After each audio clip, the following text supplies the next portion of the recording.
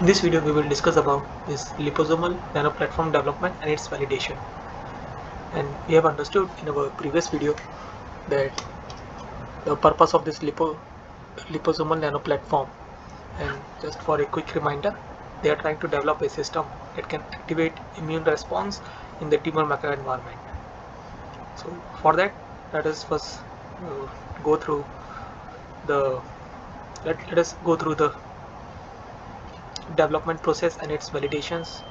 So what they did is they used this oxidation responsive derivative and combine it with a DNA of interest. So in this case, the DNA of interest that they have used will cause these sting activations when it interact with this reactive oxygen species. However, the problem with this oxidation responsive derivative is that it is very hydrophobic in nature, and that makes it less like efficient for binding with the DNA. So they modified this oxidation responsive derivatives in a way to increase its hydrophobicity and its charge, so that its binding capacity with the DNA improved, and together they formed a nanocomplex. And thereafter they use this nanocomplex that is combined with another plasmid, that is GSDMB. And GSDMB is the pore forming proteins that forms the pores and thereby helps in the pyroptosis of the cells. So they use this both nanocomplex and the GSDMB to check whether it can trigger anti-tumor response in the tumor microenvironment or not.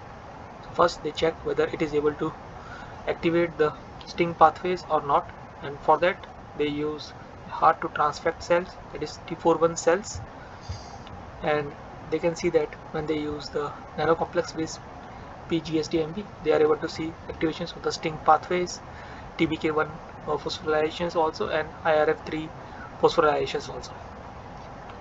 And compared to the control, these three activations are high when they use both this nanocomplex and GSDMB. And so thereafter, what they did is they also checked the other expressions of the sting that is related to the sting pathways, that is CXCL10 and IFN-β1. Both of their mRNA expressions are high compared to the control case only in this oxidation reductive potential also, and this PGSDMB.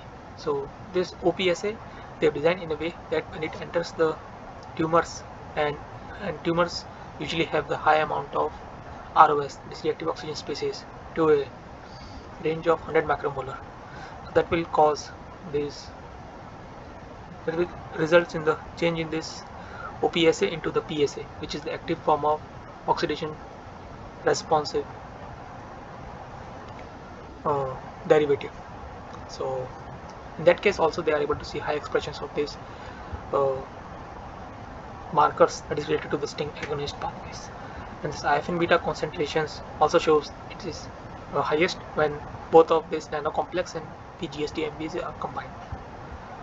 And they validate this PGSDMB expressions using the Western blot also, that can be seen here. And thereafter, in order to mimic the more immunological in order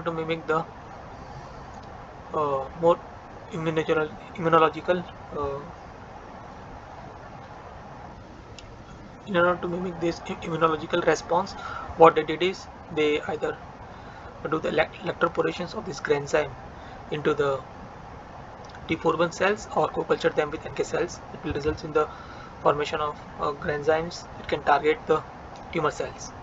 And the reason why they did is because this GSDMB in its own form remains inactive, but once it is cleaved by the granzyme and perforin at N-terminal, it will make it into its active form. It will make this GSDMB into its active form that can do this, that can then form a pores that results in the pyroptosis. So what I did is they took this T41 cells and then first they induce or first they transfer or coculture them with this Nanocomplex and this GSDMB, and thereafter they did the electric shock or coculture them with NK cells to electroporate or insert granzyme into the T41 cells, and thereafter they did the measurement and also did the transwell assay. And in the measurement they checked the annexin, they checked using annexin 5 and PI to check for the dead cells. Along with that, they also check for the activations of this GSDMB, which is using the GSDMB P30, and they can see that it is activated in the case where they have transduced them with NC and PGSDMB and electroporate these granzyme enzymes. Along with that, the other markers of the pyroptosis are also increased significantly in the case where they use both Nanocomplex and PGSDMB, such as this LDH release and ATP release. So these three markers indicates that pyroptosis occurs on the liposomal nanoplatform seems to be working in vitro as per the expectations. And in the case of this annexin 5 PI, which reflects the dead cells, we can see that dead cells are significantly higher in the case where they use both Nanocomplex and PGSDMB. And one more interesting thing that they are able to find out from the transwell assay is that those cells that are able to evade this pyroptosis have less metastatic potentials or less invasiveness. That can be seen that number of cells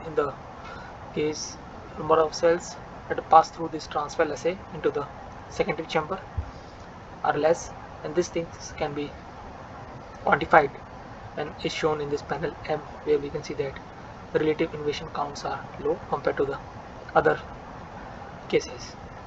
So this in all together, and which is very important to prevent the metastasis of this T41 cells or the metastasis of the cancer cells. So this is how they developed their liposomal nanoplatform and validate it using the functional studies that are mentioned in this figure. There are many supplemental figures are shown regarding the development of this Nanocomplex. You can refer to their main paper using the reference link that has been provided in the description. So that's all for this video, and this values represents this panel I and J values, and this cut part of the figure is reflected for this gap DH signals. So that's just the additional information. If you need to understand more about these experiments in detail, you can go to the reference that is provided in the description, that what I have already mentioned. So thank you for your time.